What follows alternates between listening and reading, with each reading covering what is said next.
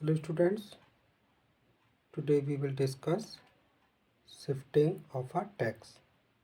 आज हम कर विवर्तन को डिस्कस करेंगे।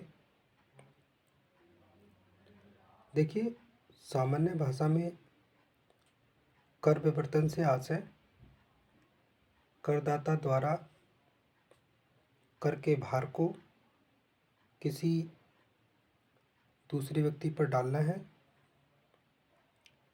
मतलब कर विवर्तन वह प्रक्रिया है जिसमें करदाता अपने कर भार को दूसरे पर डालने का प्रयास करता है। कुछ करों जैसे थोक विक्रेता पर लगाकर कर को वह फुटकर विक्रेता पर डाल देता है तथा फुटकर विक्रेता अपने ऊपर लगे कर को क्रेता पर डाल देता है।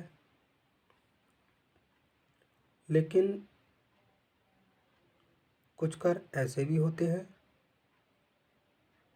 जिन्हें टाला नहीं जा सकता, जैसे उपभोक्ता पर लगे कर को। इस प्रकार जब तक कर एक व्यक्ति से दूसरे व्यक्ति को हस्तांतरित हो सकता है तो वह प्रक्रिया कर विवर्तन की कहलाती है। मसग्रेव के अनुसार पारंपरिक अर्थ में कर विवर्तन से आशय उस प्रक्रिया से है जिसके द्वारा कर का प्रत्यक्ष मौद्रिक भार मूल्यों में समाहित करके दबाव के बिंदु से अंतिम बिंदु की ओर हटा दिया जाता है। तो इस प्रकार हम कह सकते हैं कि कर विवर्तन का कर भार से घनिष्ठ संबंध है, क्योंकि कर भार से बचने के लिए ही कर का विवर्तन किया जाता है। कर विवर्तन जिस बिंदु से आगे नहीं होता वह बिंदु करापात अथवा कर भार का बिंदु होता है। इस प्रकार कर विवर्तन में कुछ विशेषताएं पाई जाती हैं, जैसे कर का स्वरूप, एक या अनेक बिंदु। कर विवर्तन दो प्रकार का होता है, एक आगे की ओर विवर्तन, अर्थात जब कर की मात्रा के बराबर वस्तु के मूल्य को बढ़ाकर कर भार को ग्राहकों को हस्तांतरित किया जाता है। दूसरा गुणात्मक कमी, मतलब जब मूल्य वृद्धि संभव ना हो तो उत्पादक गुणात्मक कमी कर देता है, जिससे कर का भार वसूल हो जाता है और उत्पादक को अनुभव भी नहीं होता। मतलब माल की प्राइस तो नहीं बढ़ सकते, लेकिन उसकी जो क्वालिटी है उसमें कमी कर देता है और इस प्रकार वह कर का भार वसूल कर लेता है और उत्पादक अनुभव नहीं कर पाता। एक या अनेक बिंदु, जब कर का विवर्तन एक व्यक्ति से दूसरे, तीसरे और चौथे व्यक्ति पर हस्तांतरित होता रहता है तो उसे अनेक बिंदुओं पर कर विवर्तन कहते हैं। जब कर केवल उपभोक्ता पर आकर रुक जाए और उसका विवर्तन पॉसिबल ना हो तो इसे एक बिंदु कर विवर्तन कहेंगे। कर विवर्तन अग्रगामी और प्रतिगामी दोनों रूपों में हो सकता है। कर विवर्तन के कुछ रूप हैं: अग्रगामी विवर्तन, प्रतिगामी विवर्तन, अग्रोन्मुख विवर्तन। अग्रगामी का आशय कर को आगे बढ़ाने से लगाया जाता है।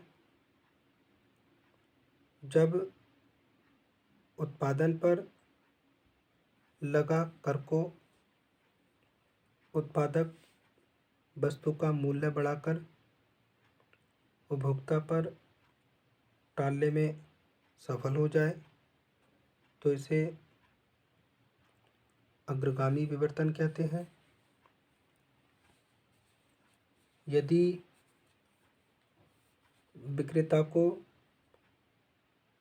इस बात का भय हो जाए कि वस्तु के मूल्य बढ़ाने पर उसकी मांग कम हो जाएगी तो वह करों को आगे बढ़ाने के स्थान पर पीछे धकेलता है, जिसे प्रतिगामी विवर्तन कहते हैं। और उपभोक्ता एवं उत्पादन के बीच की जो कड़ी होते हैं, विक्रेता होते हैं, अगर एक विक्रेता कर को दूसरे विक्रेता पर टाल दे, जो फिर से दूसरे अन्य विक्रेता पर टाल दे, और ये सिलसिला तब तक चलता रहे जब तक कि कर का भार अंतिम रूप से उपभोक्ता पर ना पड़े, तो इस प्रक्रिया को अग्रोन्मुख विवर्तन कहा जाता है। अब डिस्कस करते हैं कर विवर्तन और कर वंचना में अंतर। कर विवर्तन और कर वंचना मतलब कर की चोरी में क्या अंतर होता है। अगर बेस ले हम राजस्व की हानि का, तो कर विवर्तन में सरकार को राजस्व की हानि नहीं होती, जबकि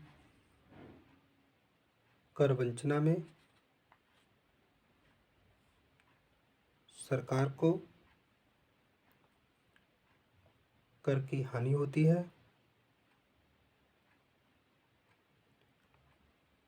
कर विवर्तन में किसी न किसी व्यक्ति को कर का भार अवश्य सहन करना पड़ता है। अगर कर वंचना की बात करें तो इसमें ऐसा कुछ नहीं होता। कर विवर्तन में अग्रगामी एवं प्रतिगामी विधियां हैं, जबकि कर वंचना वैध एवं अवैध विधियों का प्रयोग किया जाता है। मतलब जो कर की चोरी होती है वो लीगल एवं इलीगल दोनों ही विधियों से प्रयोग में होती है। कर विवर्तन एवं कर वंचना दोनों ही अनैतिक हैं, किंतु कर वंचना अधिक अनैतिक है। इस प्रकार हम कह सकते हैं कि कर वंचना से राजस्व को हानि होती है, कर भार किसी न किसी व्यक्ति को अवश्य सहना पड़ता है, जबकि कर वंचना में ऐसा कुछ होता नहीं।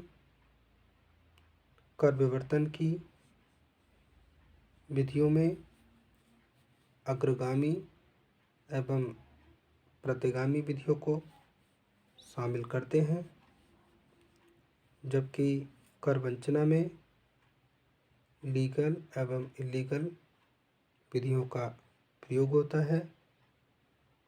कर विवर्तन एवं कर वंचना दोनों ही अनैतिक हैं, लेकिन कर वंचना और अधिक अनैतिक होता है।